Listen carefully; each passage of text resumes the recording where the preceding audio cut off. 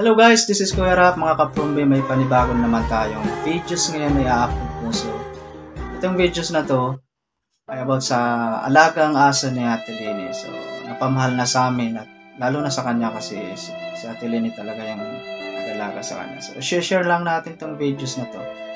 Kasi sa tagal ko na rin dito nagtatrabaho kay Ate Lini. Almost 6 years nakasama ko siya at saka naalagaan ko rin siya. Sobrang bait niya. At sa mga sumusubaybay sa aking YouTube channel, siguro makikita nyo sa aking videos na nakasama ko rin siya sa mga ginawang content o sa mga vlog ko. So guys, na-experience ko nung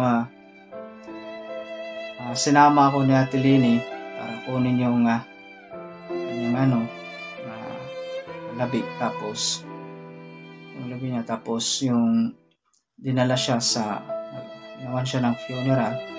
So, na-experience ko talaga na akala ko dahil sa siyempre iniisip nyo hayop lang yung aso lang siya, pero naiyak ako doon sobra kasi nga napamahal na sa akin si Scarlett. Kasama ko na almost 6 years dito sa bahay ni ate. So, may experience.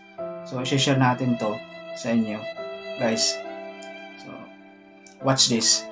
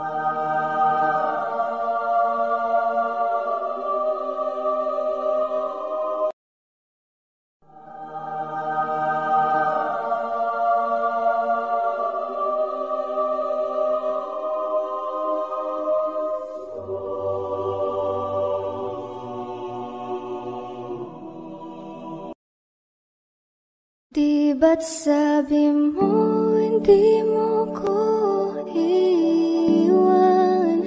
Di pa babayan na ako'y mag-isa? Di ba't sabi mo sabay tayong tatanda? Bakit bigla ka na lang nandyan sa kabilang buhay? Masasayang mga araw na kasama kita.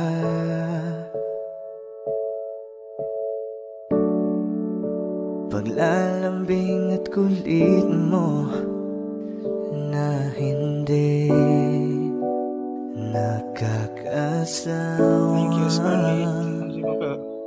Sa dami ng pinagdaanan, bakit ngayon mo pa naisipan